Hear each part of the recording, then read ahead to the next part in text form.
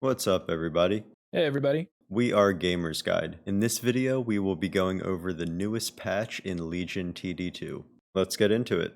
The first item we're going to talk about here are the new units, the Slime Larva and the Slime Siren. Yeah, so for Slime Larva, I really hate the card itself, but the unit's pretty dope. The unit is not cost efficient when compared to other arcane tanks.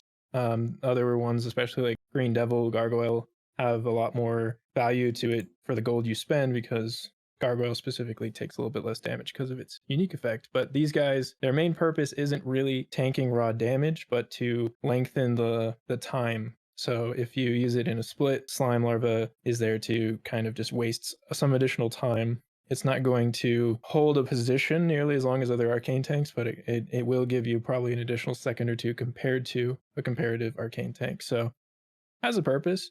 It's also it's kind of like in line with the other arcane tanks. At a glance, it does impact damage, which is I believe unique for the arcane units. It's pretty cool. I think really though where it shines is probably in its upgrade. So let's chat about Slime Siren.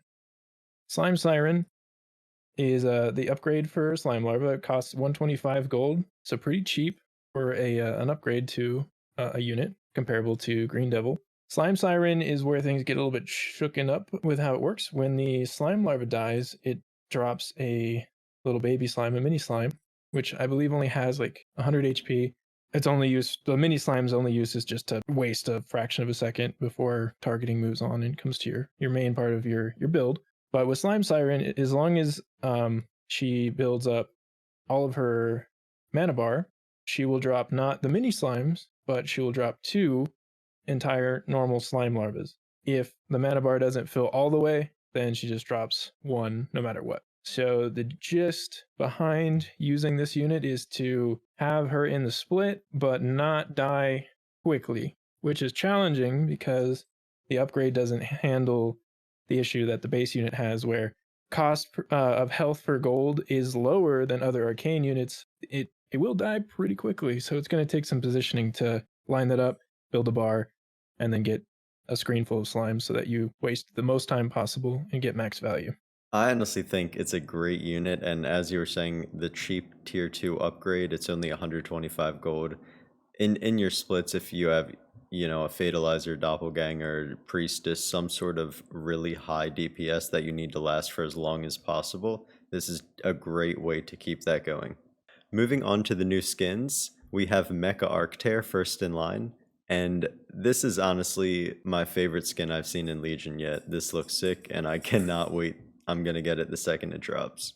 Yeah, the Arctear skin is also looking to be my favorite one. I'm just a sucker for the mecha themed skins in the game or in any game.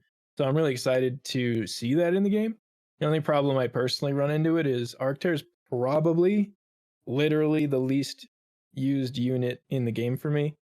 Not because she's bad. It's just that the times where I need one, I don't have that much money. It's very expensive to make an Arctear. So I might make a point to just use her more to look at it because it's dope. Yeah, the Underworld Great Boar as well. It looks really cool. However, it is very similar to the Red Eyes, but I like it. The Underworld Great Boar skin is cool, just like the Underworld Red Eye skin is cool. I really like the Red Eye skin.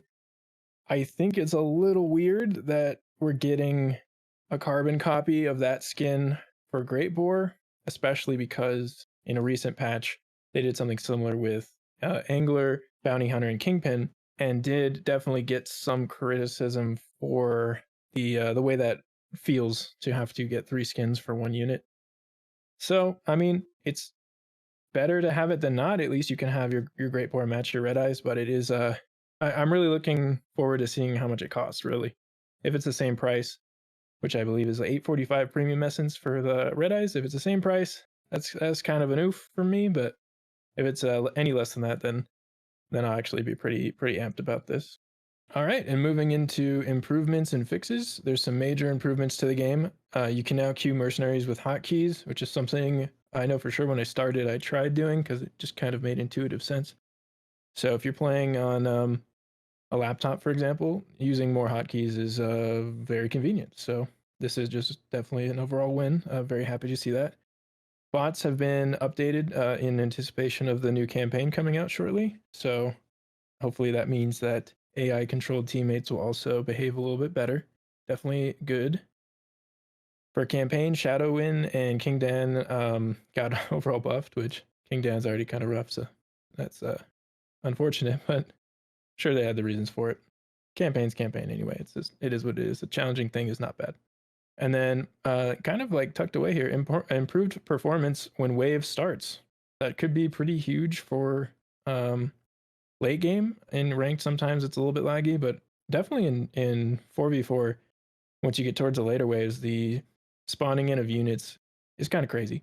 When we had Gold Rush last patch, it was not uncommon. It was actually super common. It happened to me a few times, where with the increased mercenaries on wave spawn after like 19, a lot of people would disconnect because their games flat out crashed. So this is good news. Yeah, regarding the queuing mercenaries with hotkeys, that helps a bunch, especially with later waves. You just don't really have that much time to do much, and hotkeys are so crucial. With mercenaries, it helps that much more to shave off the time you need in order to be on top of everything. Regarding the bots being smarter, it helps a bunch, especially under expert elo. Not that teammates leave too often, but when they do, it's nice to know that at least you stand a chance. Pretty much by diamond, the AI can't keep up, and if your teammate leaves early, you might as well just dash FF because it's very easy to play against a computer. So the fact that they're buffing the bots a bit definitely helps. Not that you should leave the game, but it definitely helps. And then yeah, we have the minor improvements, yeah, some bug fixes. The cool thing to take regard here for me are the new emojis, PogChamp, and tools. I like that a lot. Yeah, I don't know what tools is. I guess we'll find out. Yeah, standard bug fixes. Moving on to game balance. King being a bit stronger helps, but it doesn't really change too much in the game, it looks like. It definitely helps here that on wave 13 specifically, the health is and damage are slightly buffed, as it is a very heavy hitting wave on the King. Yeah, so the king change for this is interesting because right now the meta for the game, as far as doing damage to king, big chunks to the king, is on wave 6, 10, 13, 15, and 18. That's particularly because of recent adjustments to how the damage from king occurs and the speed that he can do damage.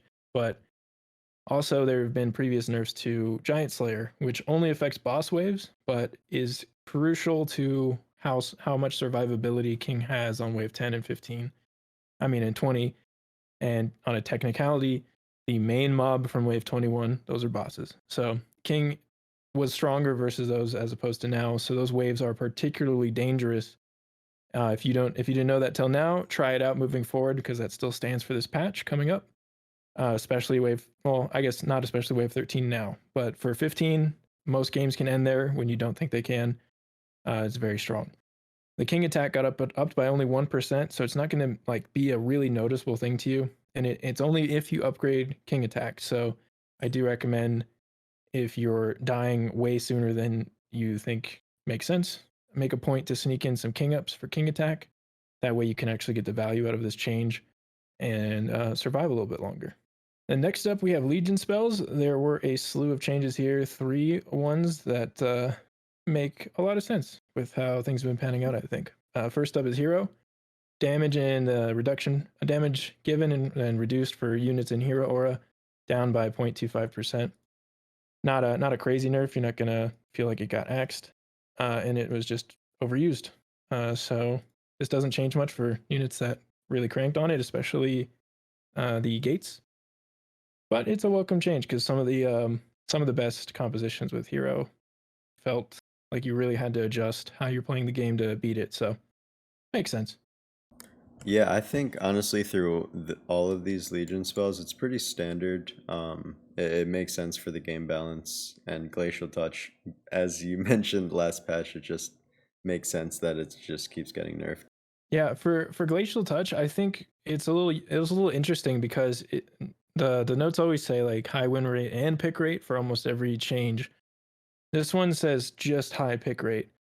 So, and just based off playing, I feel like everyone is still prone to picking Glacial Touch, even if they don't have a good use for it, because of how good it has consistently been since it released. So I don't think that's a mistake. I think that might actually be being nerfed just because of how popular it is, and that alone. That's a little weird to me because like I only use Glacial Touch when I have like masks or something I know can really deliver on the slowdown and the burst damage it does. Right. So I don't know, it's just kind of weird if that wasn't a mistake and that was intended.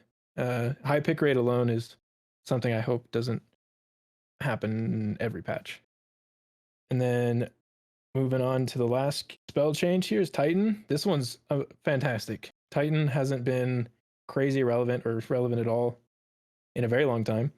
And it's only 50 HP buff, so you might think that's not crazy. And for the most part, that's true.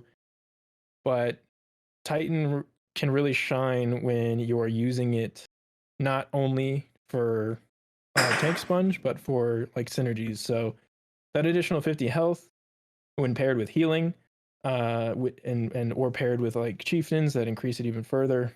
That's just free value, and especially with chieftain compositions, you're effectively replacing one chieftain.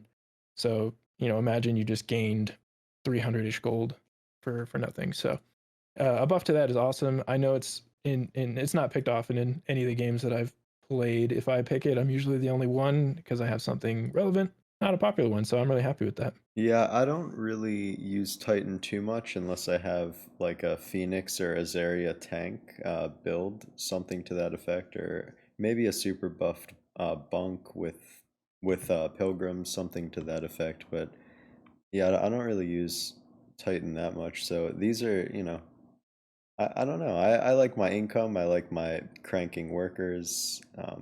Yeah, it's pretty standard. Moving on to fighters, we have Zeus as it's a pretty small nerf here, as it shows a high win rate. I guess that is the reason for it. But 0.26 attack speed nerf. So I genuinely can't even comprehend what that means. If you want to enlighten me, Nano.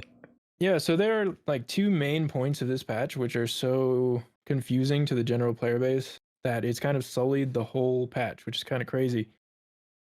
The Zeus change, and then one we'll get to a little bit later. But the Zeus change, like you already mentioned, is like so small. You're not going to feel this at all. You're not, if you hadn't read this, you would have no idea that it was even changed. In the current patch, um, before this one, it feels okay to use Zeus on the waves where Zeus does meaningful damage. So natural waves, so 11 and 15, a clutch Zeus on 6 maybe. But other than that, Zeus is really underwhelming as a unit right now. I wouldn't say like just straight up bad, but just underwhelming. Especially when compared to previous iterations of Zeus, which 8-10 months ago, Zeus was way more effective than this. Um, but that was a different meta and change because of Boar specifically. That's another story. But yeah, Zeus change is super confusing because it's not something that players look to as a good unit. So seeing that it has a high win rate and that it was nerfed is like at the low end confusing and the high end deeply upsetting. Apparently, it's caused quite the stir. And then for Harpy Sky Queen, this is actually awesome and probably my favorite change in the patch. Harpy Sky Queen have been buffed every patch, I think, for 4 patches or so now. And ultimately, those patches didn't feel meaningful and work because they didn't work. It was a bug. So they've adjusted that. Milk and I have played a lot of the public test realm for the game leading up to this video, and I can definitely tell you this is not something to sleep on. This is a real thing. It's an insane buff. Like it is possible it would be hot fixed. That is how good the unit is now, especially when you compare it to what we've been used to for several patches now. It's kind of unreal. So definitely make a point to try out Harpy Sky Queen if you haven't been, because it's a brand new game. Yeah, my my thought was I'm surprised that you even said it in this video because I know how broken it was. It would be like secret until the world finds it, but no, Sky Queen is definitely has become DPS units in the game. It's insane how much damage they do. I haven't yet in Sandbox, and I'm excited to pair it with Starcaller and APSs, MPSs, just to see how much damage it really does at later waves like 18 and 21. But they are freaking broken. It is crazy. Infiltrator and Orchid buffs here. Honestly, they needed it in my opinion. I don't use them too much other than to sort of slightly tank, and I also sell them later in the game depending on my build and if I were to need them, but the Shuriken bonus damage is definitely effective, and the Orchid Shuriken is so good. It definitely needed the buff, and the buff shows well. Infiltrator and Orchid are really unique because the opinion on them changes so much depending on what like elo bracket you're talking to. Early on in the game, it's a unit that feels really, really bad, especially because it gets nerfed, or it did get nerfed previously to be less useful as a melee unit and kind of offloaded value into the shuriken damage. This buff to shuriken damage is good. I think it'll get good use. I kind of also feel like the buff itself is here because of the current meta of the game. I'd like there's no note underneath it saying high pick rate, high win rate or anything. I think this is a way to offset the pain points of the current chonky waves because Orchid is a great answer to them. So 13 is very dangerous currently. Uh, 2 Orchids with fully shuriken shreds it. 15 is very dangerous. 2 Orchids or 3 Orchids with shurikens, it's dead. It's so much damage. And then 18 currently kind of talked about as the hardest wave in the game if you live that long, because the games are ending very quickly.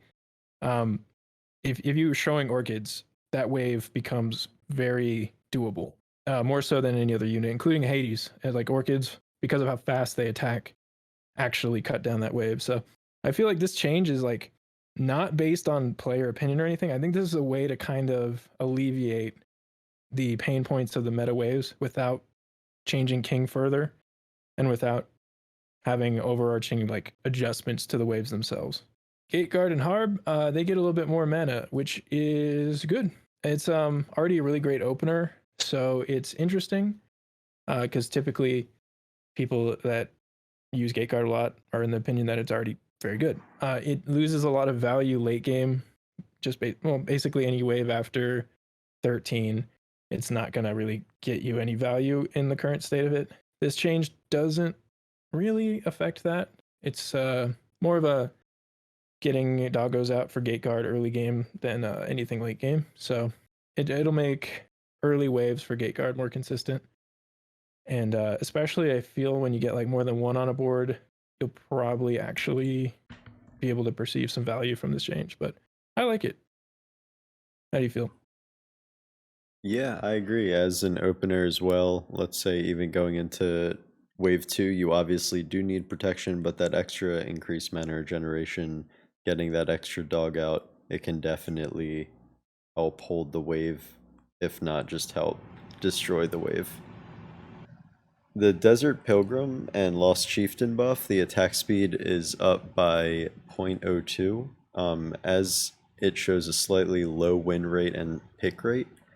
They're honestly great units if you know how to kite and use them. Buff a specific unit that is tanking a lot of damage, like Azaria, something to that effect. I don't really know why they would need a buff necessarily, but I guess as you mentioned, similarly to just trying to help with the meta with the infiltrator and orchid shurikens, it's just another ranged unit doing some slap damage. Yeah, I like the units. They're good boys. I appreciate them. I use them a lot. This change, you're not going to feel it, not going to notice it. This is an imperceptible amount of attack speed buff. I wouldn't have anything to say on it, but I did watch Bonny's thoughts on the patch notes. Go check out his video if you want some extra coverage on this. Something that an attack speed buff for Chieftain does is Chieftain can only heal when he's not attacking. So this does open up very minimal, but more windows of opportunity for him to actually do his healing animation, because he can't do it until his attack is done.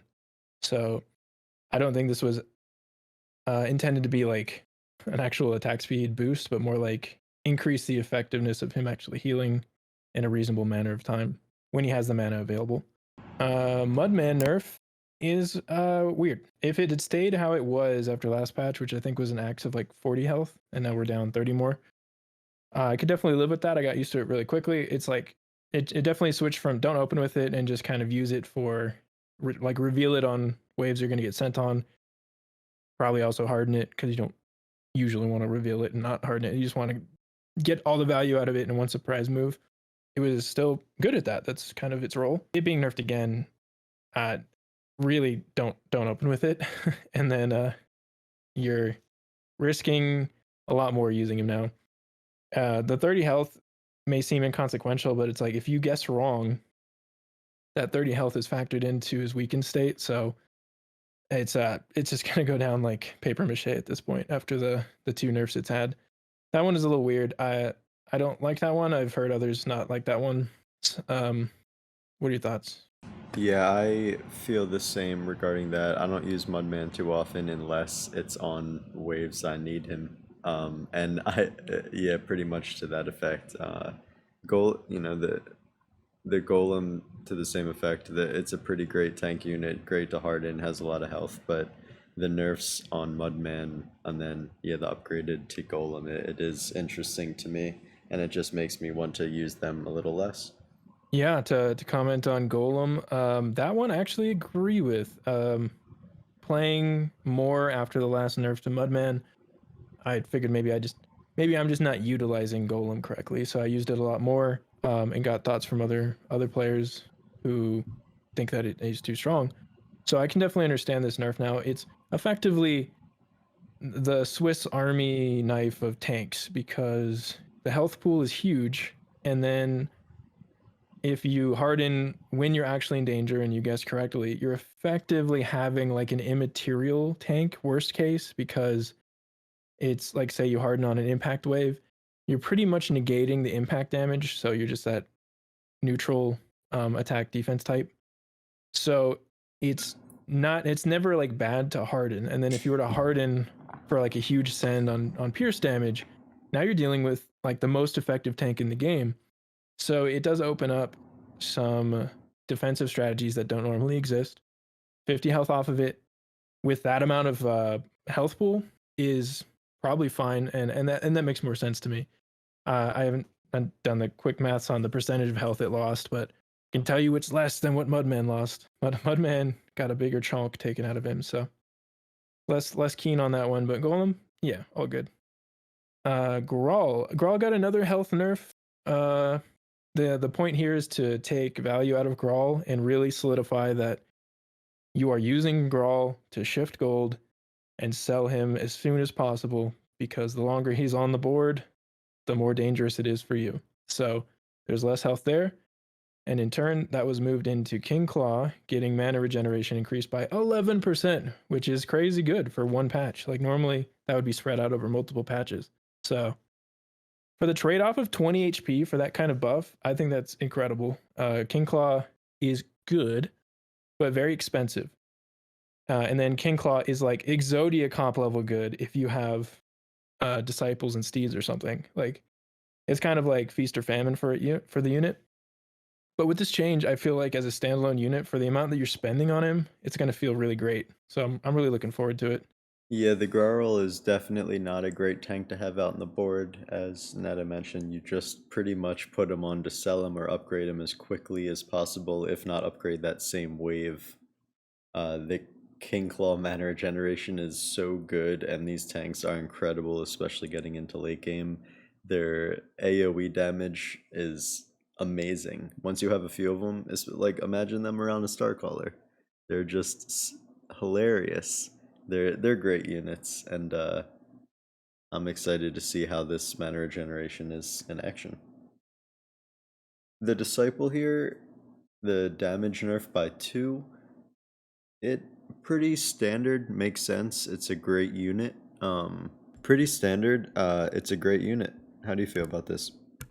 Disciple lost 2 damage. This is not something you're gonna be able to point to when you play, but, there's a room, like, maybe one time it'll not get the last hit on something, but this is just for the auto attack damage, so not the highest priority for using Disciple anyway. You want the shotgun damage of its, magic attack, so Disciple works pretty much with any comp, so it's something that makes sense to nerf. Yeah, that makes sense to me. Then we got Sandbadger, a buff for Sandbadger and Iron Scales, which is awesome. Like the fact that for a lot of players, the image of the patch is kind of whack because of Zeus, and we're almost there. Just a little bit further down, you'll hear about it. Um, is unfortunate because like there's so much cool stuff in here. I feel, especially after trying it out in the test realm. But Sandbadger, the meat shields of the game, where really their only goal is to die. They're getting a buff, and that is awesome because they already were really effective for the waves where they do tank magic, but this is not a negligible buff. This is 40 extra health for Sandbadger. The damage is just extra, but the 40 health is awesome. And then Iron Scales got, let's see, 50 health, a 50 health buff, and 1 damage as well. The 1 damage, whatever. But the health buffs are so cool. It'll definitely make it feel like there. You shouldn't open with Sandbadger really for econ reasons, but if you're ever forced to from YOLO or you're covering your teammate who opened with Flower or something, it's going to feel better, and that's great because when you open with Sandbadger, I think we all want to feel a little bit better when you see that on your board wave one, and this helps with that. Yeah, I agree wholeheartedly. Fucking meat shields. And then going to Banana Bunk, this is, yeah, it still does a bunch of damage to all the units. It does, let's say, now that a Hermit's involved, counteracts a little bit more of the damage dealt to the units. So it definitely needed a nerf, and we'll see how the 3 damage holds up. Yeah, for sure. When we were playing on the test server, I think a few times Banana Bunk did get played, and it was not noticeable whatsoever. I think this is just because of the note right below it that it was buffed by the wave changes, which are coming down later. They changed 7, 8, 9, and 12. They shifted attack speed for attack damage, and the DPS stayed the same, but they attack more often. So since units attack more often, Banana Bunk reflects damage. So it got indirectly buffed by that change, and this reduction of 3 damage, at least from the time we played so far, it was not noticeable at all. And then keep in mind this is for Banana Bunk, not Haven, and the point where you really care about like straight damage from this unit is when it's a Haven. So I'm fine with this. Banana Bunk is really strong. It works for any build. It's one of the best tanks. It's just all purpose, big damage. So makes sense to me. Soulgate and Hellgate. The attack speed of all of the spawns was decreased by 4%. Another change, like most of these changes are very small, you're not going to notice them. So I think this is following that trend. Soulgate, Hellgate has been tweaked many patches now. And then a few patches ago, it was kind of overhauled so that the spawned minions have full health and they don't decay at all. Previously, anytime minions would spawn, they would slowly die, even if they weren't being hit. Since then, there's been other adjustments to make sure that they're not broken because of that change. And devs are clearly finding their groove on making these units useful without synergies, but also not being broken. So I think this is just one more small step on getting there. And I know that the perception around this unit is really bad. I think especially low elo players, they hate this unit. It just feels like you're being held at gunpoint when you play against it sometimes. So I'm fine with it. I think it fits in. How do you feel? Yeah, this isn't too much of a change. I don't think it's really that noticeable. Even earlier in the game when the gates get hit, they have so much health to where by the time they do get hit, the last unit spawns anyway, so the 4% I don't really think, as you said, is a noticeable difference. Moving on to the Holy Avenger and the Sovereign, it doesn't really look like much of a difference going from 0.013 different attack 0.013 attack speed difference, but in the public test realm, it definitely felt like a huge nerf. And I don't know about you, but this is not a unit I'm going to be picking as much as I was before this patch. Yeah, definitely. So this is the big reveal, right? This is the thing in the patch notes that really soured a large amount of players who play in the higher elo ranges. This makes no sense. It was already like this the patch prior to the one we're reading right now. It was already fading out as far as like utility. There have been a lot of changes to Holy Avenger and Sovereign. Previous patches were just for only Holy Avenger because it's possible to do cash out Holy Avenger, and that opener can feel really bad to play against. I don't think it was really ever hyper effective or anything. It was more like felt really bad. But now we've lobbed Sovereign into the mix of the nerfs, and this is where it really kind of gets ugly because the patches for Sovereign have been consistently like adjusting how much mana Sovereign gets from units. The more mana Sovereign gets, it becomes tankier. It also heals some health, which a lot of players overlook in how the unit works. It actually gains health as well as becoming more tanky. It takes less damage. It gets more health, and it ramps up to ultimately, if it lives long enough, do its splash damage attack, which when it came out was the most infamous part because it was crazy. But every patch that has adjusted this unit has been to affect how quickly it ramps, how it synergizes with steeds that make it ramp faster, all in a way to kind of cater it to like making it a tank. And then if you place it really well, you get your damage at the very end. The big problem with an attack speed change to Sovereign is that recently it was shifted. Sovereign used to gain a decent amount of mana from being hit, as well as hitting things. They took away, or they rather lowered greatly, the amount gained from being hit and then kept it attacking. So shifted it to place it better, get good, protect it better, get good, which worked out pretty okay. But when you adjust attack speed, you are now taking away the only method to build mana for this unit. So any adjustment to attack speed directly affects how much mana it gets, which means if it already took an unreasonable amount of time for Sovereign to actually get the full mana effect and start doing splash damage, where most players, even the really good ones, never got to the splash damage, it is now pretty much never going to happen without mana assistance to see splash damage from this unit ever again, which is kind of crazy. But playing it in public test realm, the attack speed affects how tanky it is because it doesn't have mana. So it's like it does less damage than we're used to because it's going slower. And then it dies faster because it's not building up its stacks. And so you said you weren't going to pick it in your role. I feel really strongly about this. I just feel like if it's not adjusted next patch, or if we could be so blessed a hot fix, this kind of feels like dead. It feels like it was too much. We finally hit the point where it's just like I'm just not going to pick it. I'm not like if I get YOLO with this unit, wave one, that'll be the only exception where I reroll. I just don't want to look at it. Hydra, not touched often because it can be too good very easily. I got a damage buff of 6 damage, and then the Hydralings got 2 damage. So collectively, this is a lot of damage. Hydra itself, very slow attack speed, so the additional 6 damage is not like game changing. But you just got to keep in mind that the longer you keep Hydra intact, and not that you're incentivized to, but just the longer it stays intact, the more of this bonus damage you're getting from this buff. And then the real damage buff is going to come from Hydralings because 2 additional damage per Hydraling spread out amongst all of the Hydraling summons, the 3 summons.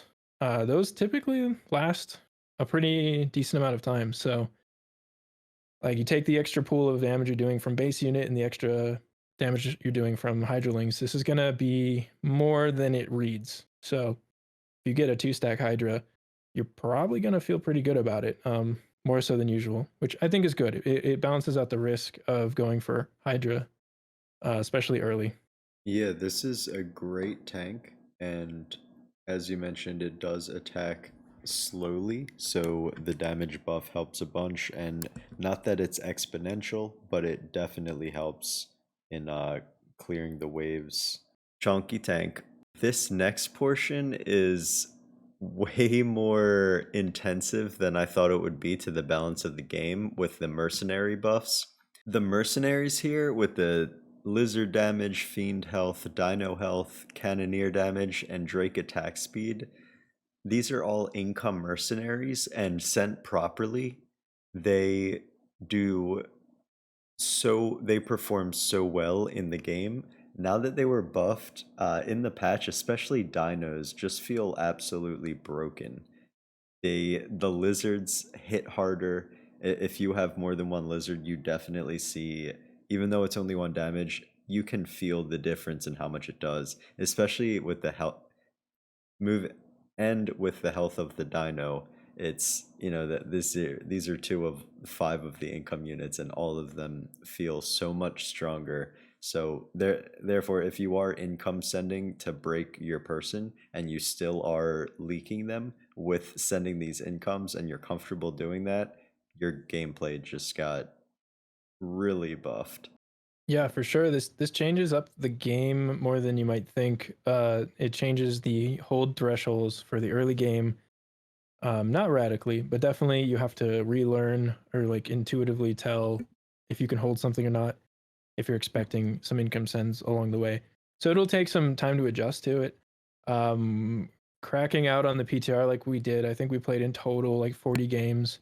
Uh, we just we went for it. It was in one day. We really played a lot. It felt really strange at first because it was like you get sent one lizard and you're like, okay, lizard, and then you look away for a moment and you leaked like 30%. You're like, oh, okay, what happened? Wasn't that one damage increase? Um, you get sent a dino and the dino will not die, like things like that. But overall, I'm really happy with it and looking forward to how it kind of shakes up the game because um, adjusting just to income mercenaries, but having the game feel different is cool to me. I'm not a big fan of just hyper memorization dictating if you win or lose something. So I know a lot of players aren't gonna like having to play enough to intuitively tell if they probably can hold something or not again after doing it for so long. But it's a change that I appreciate, and I'll definitely be sending more income than I have previously. Cannoneer is the one I'd like to shout out as like make sure you like look behold, okay, lizard got 1 damage, cannoneer got 5. This is like I don't think since I've played the game cannoneer has been buffed like this is kind of wild. Cannoneer is like probably buffed that much because it's not used really ever except for in the highest elos. They use it a lot because they really understand what comps it kind of shreds. This extra 5 damage, if someone sends it to you on something where you're legitimately just going to crumble to a cannoneer, it's going to be a bloodbath. So 100 myth is not hard to come by after like wave 5. So, expect to feel how that pans out. And then amongst all these incomes, we kind of have a snuck in brute change. At least it feels like a snuck in brute change. Maybe the intention was to buff brute all along, and they just wanted to make it less egregious. But like the income mercenaries getting buffed is cool because it kind of like the note says incentivize less snail and dragon turtles and more varied attacks on boards.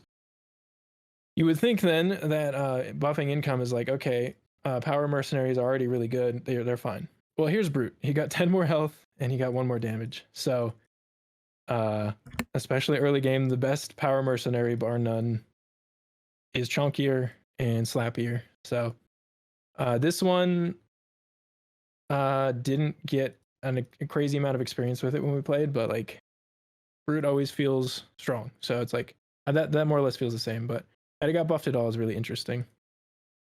How do you feel? Yeah, the Brute didn't really need a buff. It is funny that it just got minorly buffed as all of the other income uh, mercenaries, other than obviously Snail and Dragon Turtle, were buffed around him. So as it shows, continues to be worth the risk of giving up the income in early game. They still pack a punch, whether they were buffed or not, even with these income merc buffs. So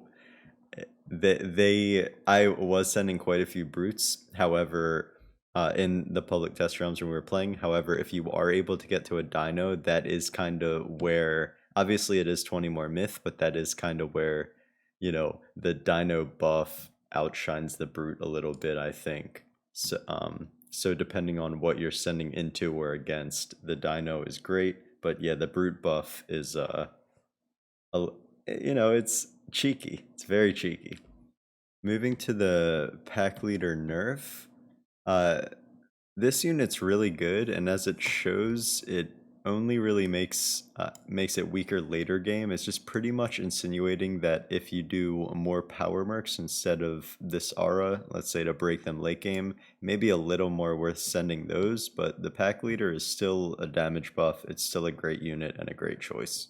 Agreed, totally. This is just something to just keep in mind that they did tweak pack leader, but it's not gonna affect your gameplay and decision making really. It's just one. It's one. I say it's just one, but like one damage decrease and stayed the same for bosses. Which the boss damage was a change recently that I think has gone over pretty well. One damage for all the mobs in the wave that it's buffing. So is it meaningless? No, definitely not, especially on the high unit waves such as 12 or something. One damage less for all of those units does. It will definitely devalue pack leader compared to what it was. But this is just keep in mind that this is just something like, is there something I can send for similar price that might work better? This feels more like an actual balance change, more like trying to push a perception change. So don't think too much on it, at least from what we could tell playing it so far, and try to shake up what you send. Like we mentioned earlier, waves 7, 8, 9, 12 got changed. Their attack speed up by 20%, their damage overall down by 12%, or sorry, 17%. The DPS is unchanged because of this balance they've struck on the speed and damage. The change was done for pack leader because of this change. They wanted to still be useful early and not kind of gut it there. One thing that stands out to me as useful outside of just these stat changes, if those early waves attack faster but do less damage per attack, that does factor into how Holy Avenger gets stacks. It should be theoretically a marginal increase in stacks, even though it doesn't get much from being hit. That should affect, or rather, it would have affected a Banana Bunk if they didn't adjust it because of it. But this should also increase the effectiveness of Green Devil, which I don't think is mentioned much. But Green Devil, because things are attacking it more often with less damage, it should effectively actually tank more on 7, 8, 9, and 12. Um, Mm. don't tank 12 with Green Devil, but like 7 and 8, absolutely. So this could be an unintentional side effect where you find it a lot harder to break Green Devil on 7 and 8 than previously. Yeah, it seems like it was mostly to help the pack leader nerf early game, and yeah, pretty much these waves are just standard difficulty to hold if you know which units are best. It doesn't really affect it too much unless you're being saved on heavily, but yeah, the wave change doesn't the wave attack speed to DPS, wouldn't really feel too different. It's yeah, pretty much the same game. I didn't even think about the Holy Avenger thing though. That's a very neat concept. Like Yeah, theoretically, yeah. that makes sense. But yeah, moving to the community wiki, it's really neat to see people posting on the wiki daily, and honestly, it looks amazing. Nato just sent me a Sea Dragon page a little bit ago, and it is really freaking well done, and the comments are pretty high, or the description is pretty high elo, like definitely some beyond my comprehension. So I'm blown away, honestly, by how great of a job they're doing on the wiki. They also have a Chloropixie strategy page. If you don't really know how to use this, it's very informative. So I would recommend checking that out if you're not familiar with using the Chloropixie. Yeah, agreed. I checked it out and was just kind of blown away at the detail and the quality that's being presented there. So I do not know who works on the wiki at this time, but kudos to all of you. You're really killing it, like way more than I thought possible. Honestly, it's really refreshing, and keep up the awesome job. With that, we've come into our closing remarks for this patch. This is just a thank you from Lisk and some info about the game. One thing I'd like to highlight out of this block of text is the second campaign, Desert Ridge, is making good progress and is estimated to release at the end of November. Much more info is coming in next month's patch notes in October. So, lots of players really want to play the new campaign. A lot of the Steam reviews reflect that. A lot of people in general chat reflect that. It is almost time. So, stay tuned. I'll Yes. definitely try it out. Yes. I cannot wait for Desert Ridge, honestly. I can't wait. Likewise, man. Maybe we'll duo up and give it a shot. But that's it. That's our recap of the notes, our thoughts on the notes. If you have any questions for us, please leave it down in the comments below. We're happy to answer. Thank you guys so much for watching. We'll catch you on the next one. Cheers.